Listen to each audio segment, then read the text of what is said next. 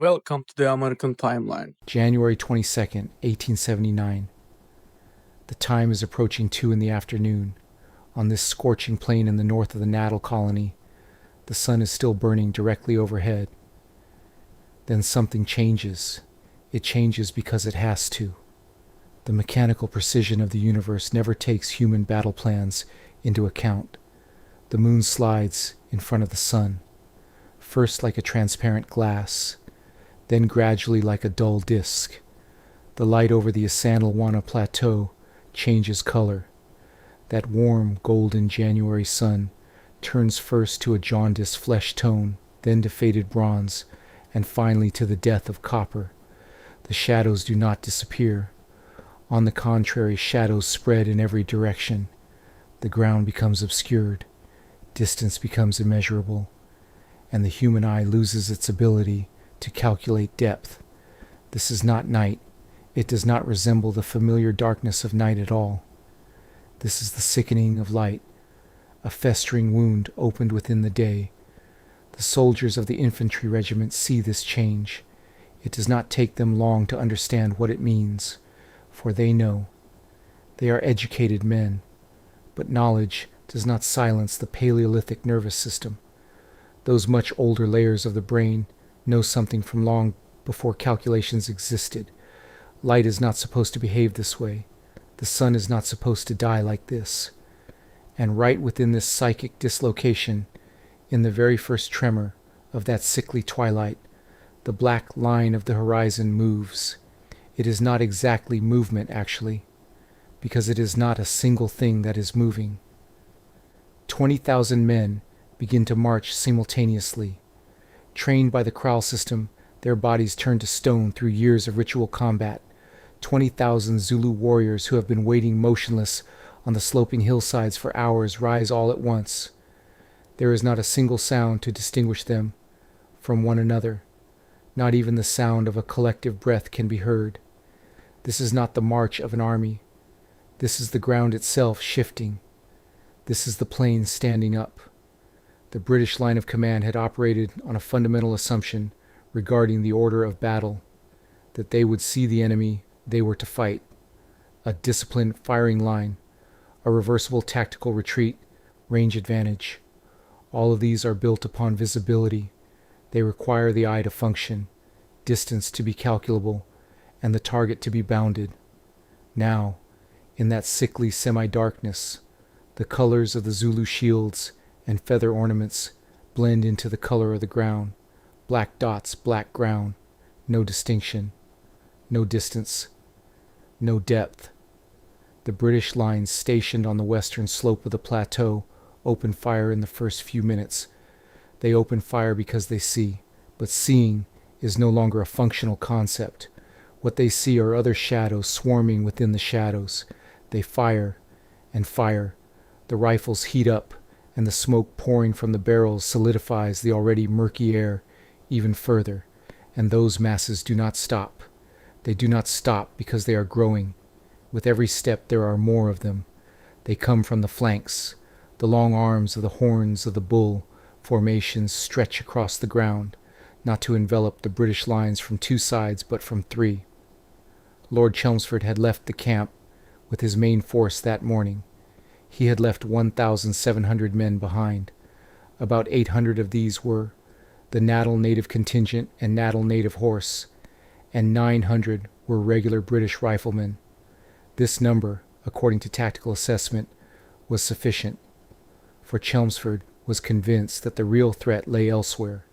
He was wrong, and those who would pay the price for this error were not the ones who made it. The architectural inadequacy of the camp's defense was already fatal. An area without trenches, unfortified, not surrounded by vehicles, with no wagon laager formed around it. The lessons drawn from West Africa, Afghanistan, and the Crimea had not been applied on this sandy plain. Dozens of analyses would be written in the subsequent decades as to why they were not applied. Hubris, intelligence failure, logistical laziness, the expectation of reinforcements each played a part, but none of these changes that moment.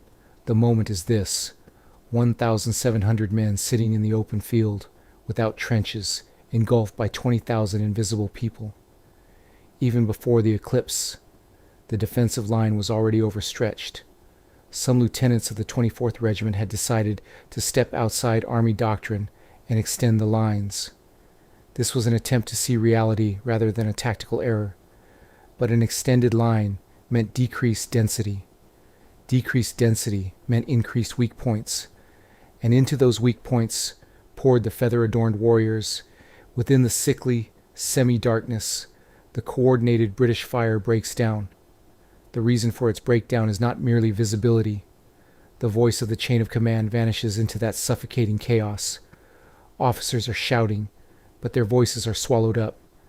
They are physically torn apart by the sounds of rifles, the crashing of shields, and war cries. Orders exist, but they do not reach their targets. Soldiers begin to make individual decisions. Individual decisions mean the collapse of a coordinated defense. The eclipse occurred not for a tactical reason but out of an astronomical necessity. Yet this astronomical necessity sealed the fate of what the 24th Regiment experienced that afternoon. As the sun sickened, discipline melted away along with the sickly light. And when discipline melted, the true boundary between the modern and the ancient became visible. The modern is fragile. The ancient is patient. 20,000 men continue to advance. Among the shadows, in that sickly twilight, upon the Isandlwana plateau, the rifle is the god of modern warfare. But every god has a breaking point. The Martini Henry rifle was, as of 1879, one of the most advanced infantry weapons in the world. An effective range of 480 meters, a single shot, but rapidly reloadable lever action. 10 shots a minute, or 12 in the hands of a trained soldier. Against the Zulu spear, the Zulu shield, the Zulu body, this weapon provided absolute superiority. It provided it under one condition, the existence of a bullet. There were bullets at Isandlwana, hundreds of thousands of bullets. But this was a meaningless fact, because the bullets were in boxes. The boxes were closed, and the boxes remained closed. The British Army secured its standard ammunition boxes with the Mark V screw system. This was a logical engineering decision. It prevented the lids from randomly opening during long transport processes, kept moisture from seeping in, and stopped the bullets from getting damaged. Every box was locked down with 9 screws. 9 screws could be removed with a standard screwdriver in 45 to 60 seconds, depending on the conditions, depending on calm conditions. The afternoon of January 22nd, 1879, was not calm. Company quartermaster sergeants were responsible for ammunition distribution. Requests coming from each company would be forwarded to the distribution point. Boxes would be opened, packages untied, and cartridges passed from hand to hand. This was a system that worked on paper. Systems that work on paper are valid in environments where paper does not burn. When the fighting broke out, the demand for ammunition came suddenly, uncoordinatedly, and from all directions. Company order collapsed. Officers shouted for cartridges. Privates ran, trying to reach the boxes, and when they gathered in front of the boxes, they experienced that freezing moment. There were screws on the lids, and they had no screwdrivers in their hands. The number of screwdrivers the Army possessed was never planned according to battlefield needs. The screwdrivers were in toolkits. The toolkits were the responsibility of specific individuals. Those individuals were at specific locations, and this system had never been tested under the pressure of actual combat. The test was conducted on January 22nd. The result is the most absurd logistical disaster recorded in military history. Some soldiers tried to open the screw heads with their bayonets. The tip of the bayonet does not fit the screw head. It slips, it slides, it wounds. Fingers bleed. The box lid is not covered in steel, but the screw depths are not designed to be forced by hand. Other soldiers tried to smash the boxes with the butts of their rifles. The wooden butt of the Martini Henry thinks twice. when it meets the thickness of the box timber, and this time is measured in seconds. In seconds.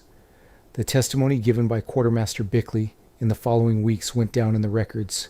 Some boxes, entirely regardless of the number of screws, were smashed open with an adze.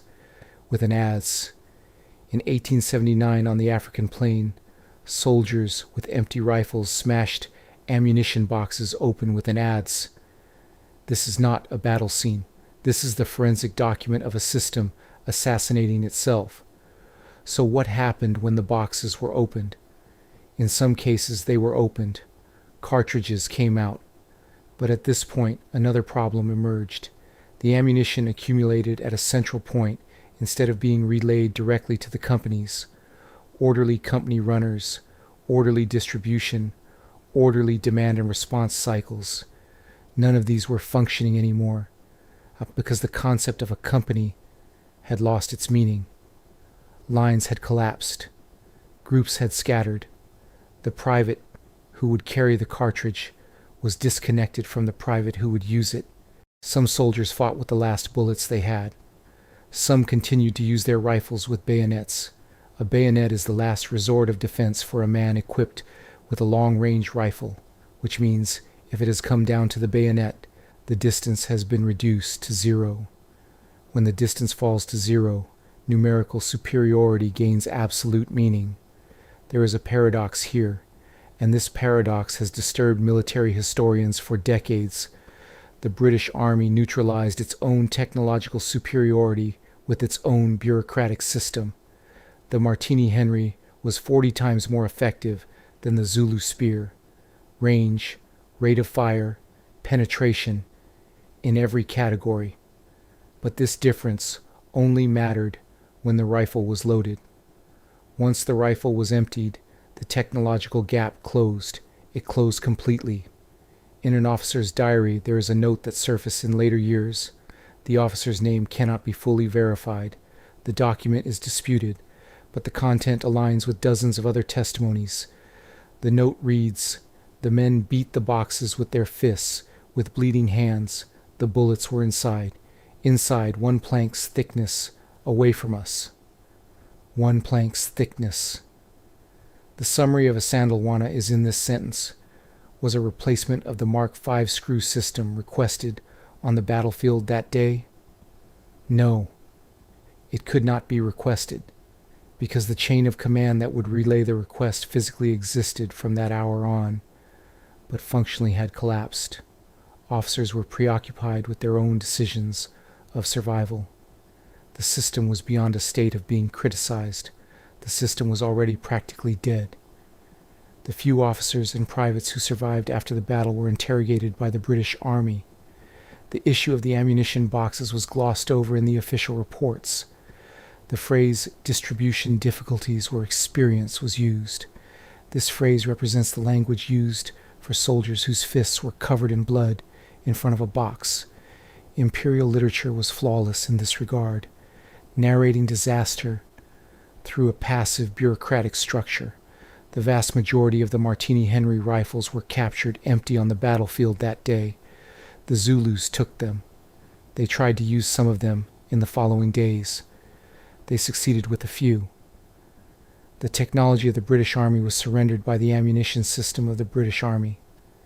This is not irony. This is the definitive record of logistics killing ballistics. When the battle ends, the battlefield falls silent. This is the only universal rule valid for every battle. Weapons are loaded, then emptied. Then they fall silent. Men stand tall, then they fall. The noise recedes not suddenly, but inevitably. What remains is the ground, and upon the ground there is work to be done. In the late hours of the afternoon on January 22nd, 1879, the Zulu warriors remaining on the Isandlwana plateau were doing this work. This work has a name. In academic literature, it is referred to as a post-mortem ritual. In the Zulu cultural system, the name is more precise, more functional, slitting the belly of the dead man. The language used by British officers in the following weeks to describe this scene systematically misframed the true context of this ritual. The word savagery was used. The word mutilation was used. These words do not describe the event. These words were chosen to bury the event. Within the Zulu belief system, the act of killing in battle was also dangerous for the person who killed. The spirit of the slain man became trapped inside the body at the moment of death. The trapped spirit could attach itself to the warrior who killed him. This attachment is called umnyama, pollution, dark contagion. Umnyama could make the warrior sick, harm his family, and exhaust his luck in future battles. To prevent this, the dead man's belly had to be slit. The spirit could freely escape through this opening. In this way, the killing warrior protected himself and his family. This is the belief system. This is a consistent, functional, and moral belief system when viewed from the inside. It cannot be understood without looking from within. Viewed from the outside, to the Victorian British eye, this was only one definable thing: savagery. And when defined as savagery, its meaning could be ignored. When its meaning was ignored, it became easier to shift responsibility. All 1,300 British soldiers and members of the Natal Native contingent on the battlefield were subjected to this ritual, all of them. This number represents a systematic and completed ritual, not a random or partial practice. The Zulu warriors scoured the battlefield. Every fallen man became the object of this process. Time was dedicated to this. In other words, this was not a momentary act carried out amidst the chaos of battle. It was a practice deliberately and methodically executed after the battle had ended. From a forensic perspective, the significance of the picture lies here. The British forces that reached the battlefield in the following days and weeks documented what they saw. These records exist: officer diaries, medical reports, official correspondence. Some of these are still accessible today in the National Archives in London, and these records consistently confirm that all 1,300 bodies were subjected to the identical intervention. The solar eclipse had ended. True sunlight had returned. That unhealthy semi-darkness had receded, and when the light returned, this tableau stretching across the Isandlwana plateau became visible in the daylight. Some officers wrote about this moment later on. Few wrote because few saw it. Those who survived were few, and the capacity of the survivors to stand upon the plateau was even less. It is not possible to quote directly from the officers' diaries, because a large portion of these diaries was censored or incompletely relayed through official intervention. But independent testimonies state with a corroborating consistency: the battlefield did not look like any other battlefield. Gunshot wounds, spear holes, these are parts of a familiar tableau of war.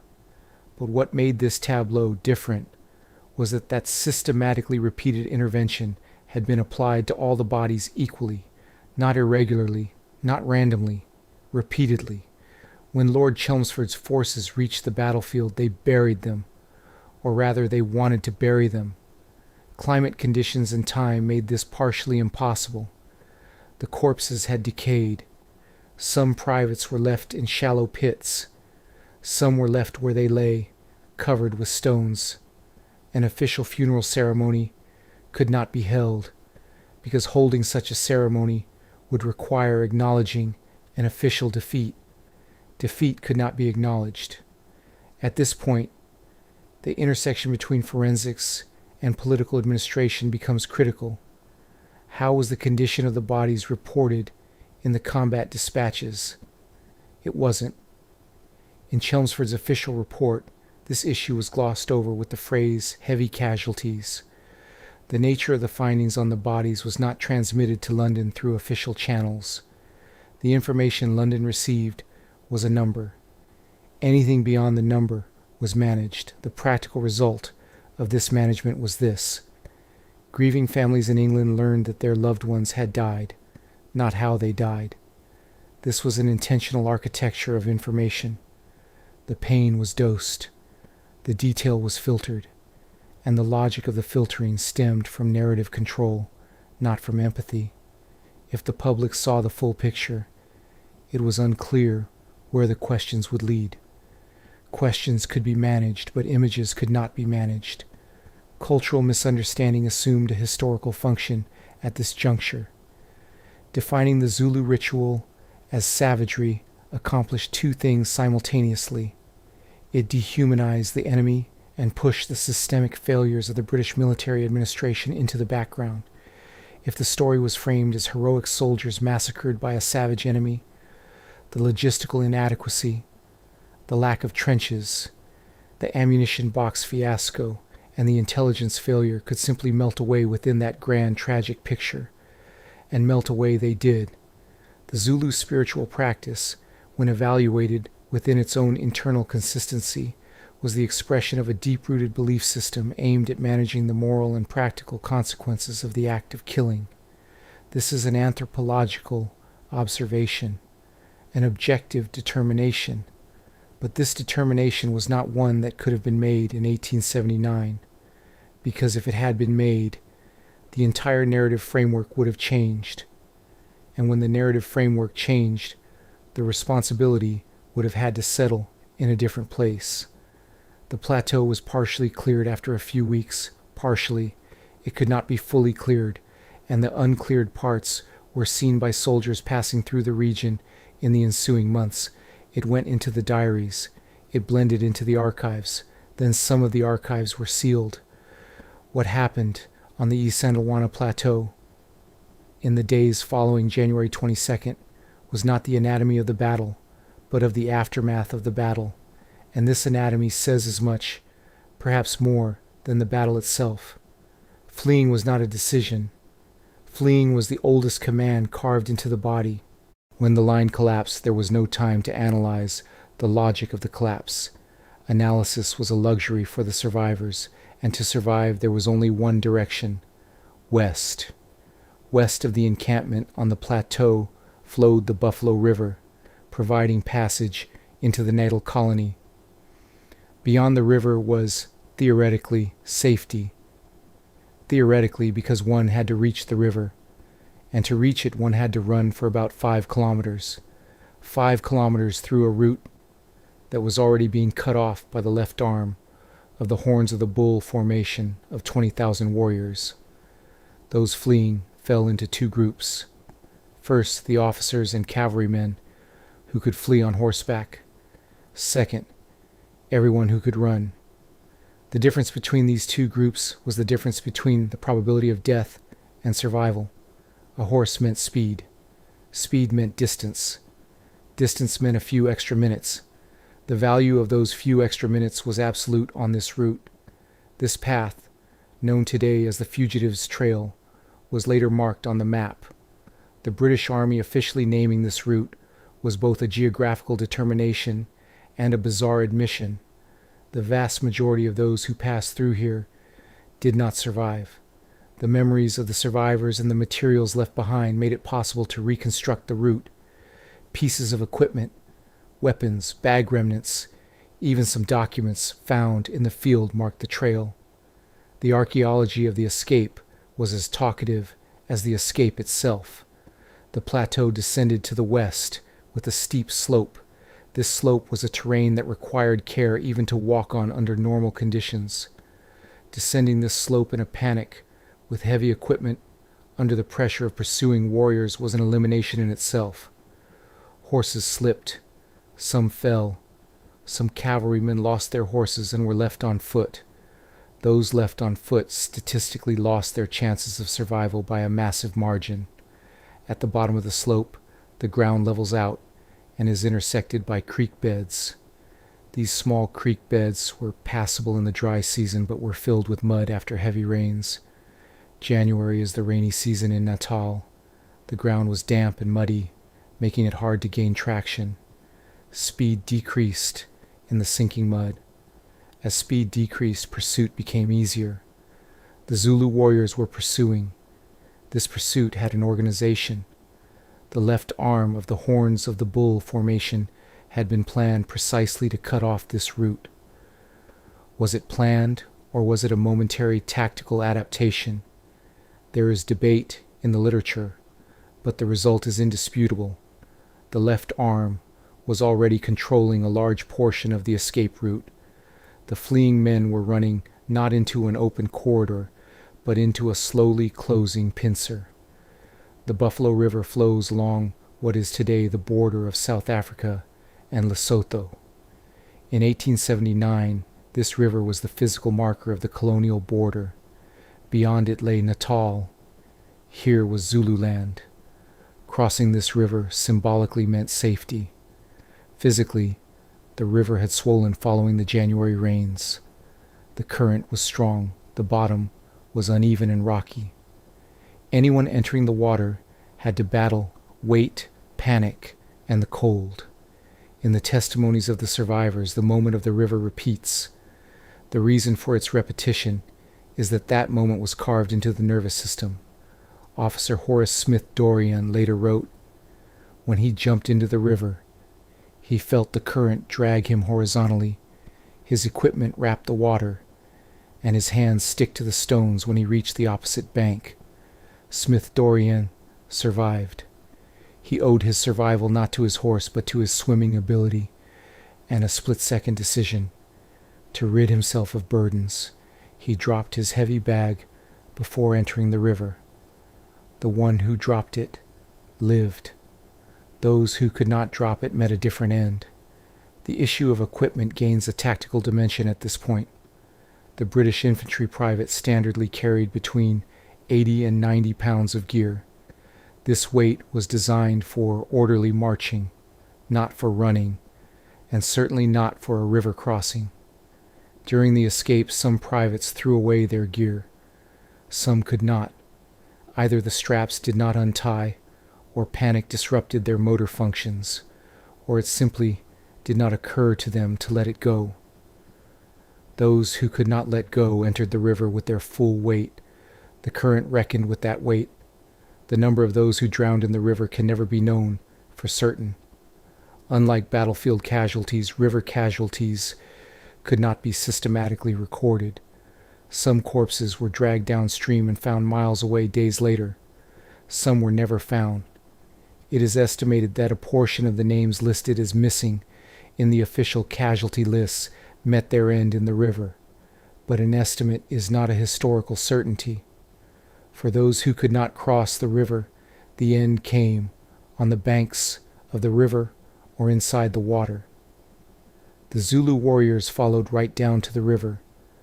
A portion of them entered the water. The warriors who entered the water and killed then returned to the shore.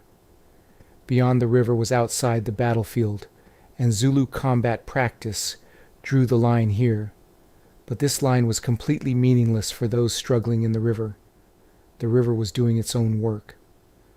The crossing into Natal territory by the small number of officers and privates who managed to escape carried the news of the disaster. The physical condition of these men was as talkative as the news itself. Smith Dorian and the other survivors ran a few more miles after crossing the river. It was not safe to stop, for they could not be certain. Finally, as the sun began to set, they collapsed beside a deserted farmhouse. Smith Dorian wrote that he could not sleep that night. This was to be expected. Sleep did not come in the weeks following that night either. This too was to be expected. But what made his testimony interesting was the shaping of the silences, not the details. What he wrote outlined what he did not write. He does not describe what he saw in the river, those he left on the bank, those caught in the water. Was this silence the product of trauma or of a subsequently managed censorship? Both are possible. Both are documented. Fugitives Drift is a tourist site today. It receives thousands of visitors a year. Guides explain the route, show the river, trace the path of escape. This transformation contains a historical paradox. The scene of one of the greatest British military disasters has evolved into a nostalgic heritage site. This evolution shows how memory works. When the pain is old enough, The narrative framework can change. Tragedy turns into adventure. A fiasco evolves into an epic. But the river is the same river. The current works with the same logic as it did in 1879. It swells in the January rains. The bottom is rocky and uneven. The water is cold. The news arrived by telegraph. The telegraph was the sharpest weapon of the Victorian era. It carried battlefield news across continents within hours. This speed was both the power of imperial administration and its nightmare. Its power because it provided command coordination. Its nightmare because uncontrollable news spread with the same speed. It took several days for the news of January 22nd, 1879 to reach London. When it arrived, it interrupted a cabinet meeting. Queen Victoria wrote in her diary. What she wrote is accessible in the archives today.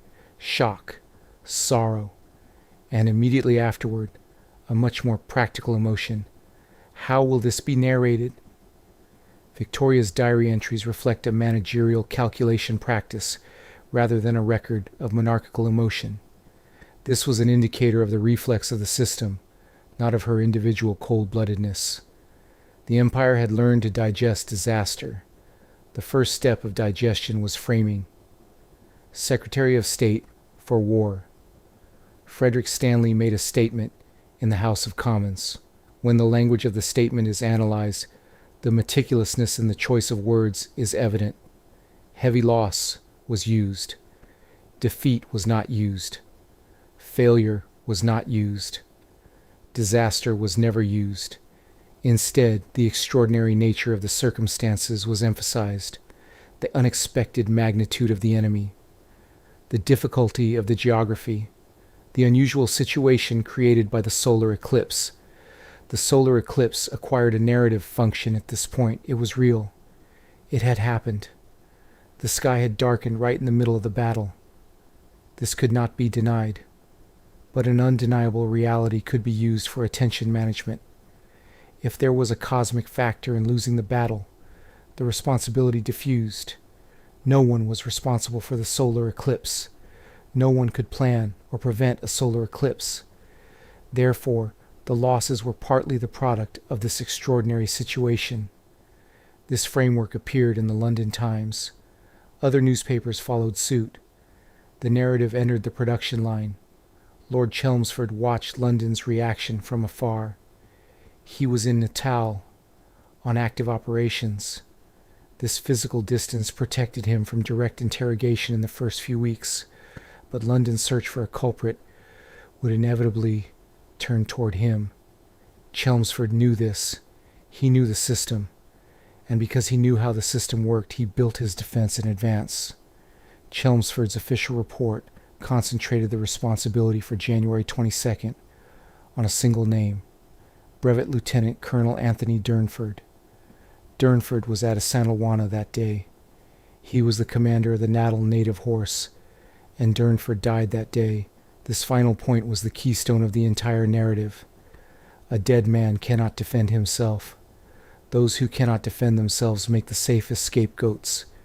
Chelmsford's claim was this: Durnford had acted contrary to the orders given, leaving the defensive line to make a forward movement, and this chain of errors had become the starting point of the collapse. This claim was partially based on verifiable elements. Durnford did advance beyond the camp boundaries that day, but why he advanced, under what orders he acted, and the causal relationship of this movement with the collapse were debatable. Being debatable was sufficient for Chelmsford. Not definitive, but debatable. A debatable claim could easily be piled upon a dead man. Durnford's family objected. His father, Edward Durnford, struggled for years to salvage his son's reputation. He collected documents. He compiled testimonies. Some surviving officers gave statements that did not corroborate Chelmsford's claims, but this objection process crashed against the thick walls of imperial bureaucracy. The official channels protected the official narrative. The official narrative did not require keeping Chelmsford in the foreground. It required showing Durnford as the responsible party. Chelmsford was eventually recalled, but his recall happened through a quiet operational handover, not a formal inquiry or conviction. Sir Garnet Wolseley was appointed in his place. When Chelmsford returned to England, he was received by Queen Victoria. This reception served as a symbolic exoneration. A man who had not been officially charged was being welcomed at the monarchical level. The career continued. Ranks were raised. Chelmsford became the Lieutenant of the Tower of London in later years and achieved the rank of General.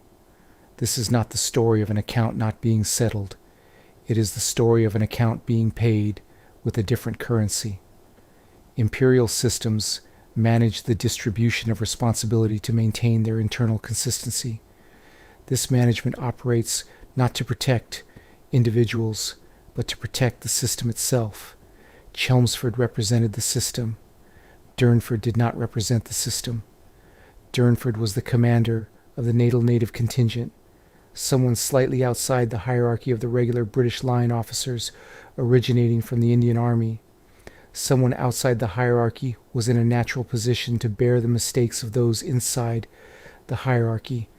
How was Isandlwana processed in the public memory? Partially it was covered up by the legend of Rorke's Drift. Rorke's Drift occurred on the night of January 22nd to 23rd, immediately following Isandlwana. 140 British soldiers defended a small mission station against several thousand Zulu warriors. This defense was truly extraordinary. It was a resistance that took place at the very limits of human capacity, and this resistance was perfectly shaped to be narratively draped over the Isandlwana fiasco, the news of which was received on the exact same day. Rorke's Drift was rewarded with 11 Victoria Crosses, the highest number awarded in a single battle. This rewarding had a merit dimension. The defenders had truly shown an extraordinary resistance, but the timing and intensity of the reward pointed beyond mere military appreciation. The empire needed repair. The magnitude of the need determined the magnitude of the reward. As Rorke's Drift grew, Isandlwana shrank. Both were products of the same day, but telling the story of one was the cleanest way to overshadow the other. This mechanism seeped into historiography itself. For decades, Isandlwana was treated as a prelude to Rorke's Drift. Defeat, the groundwork for victory. Disaster, the backdrop for heroism. Within this framing, Isandlwana's own analysis, its own questions, its own accountability process remained in the background. What were the questions that demanded an accounting? Why wasn't the camp fortified? Why did Chelmsford ignore intelligence warnings? Why hadn't the ammunition distribution system been tested under battlefield conditions? Why weren't sufficient reconnaissance forces sent to the flanks? Every single one of these questions had concrete and verifiable answers. These answers pointed to the systemic inadequacy of the chain of command, and this pointing was the only reality left once you resolved the Durnford issue. The truth waited in the archives. It is good at waiting. Archives are patient. Isandlwana was not the victim of a solar eclipse. The solar eclipse happened. It was real. But the battle was lost because the camp was set up on open terrain and unfortified, because intelligence was systematically misjudged, because the ammunition distribution protocol collapsed under real pressure, because the gaps on the flanks were not closed. None of these are cosmic. All of these are the products of the decisions of men making decisions. The solar eclipse cleansed the narrative. The empire managed the narrative. The dead remained silent, and Durnford, his name buried in the footnote of a report, bore the blame for decades.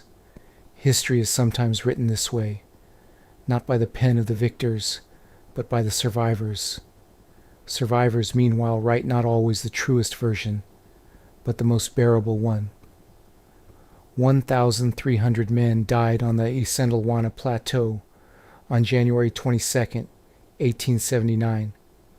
No one was put on trial for this. No one was convicted for this. The sun was eclipsed, then revealed again, and the Empire had its narrative ready before sunset.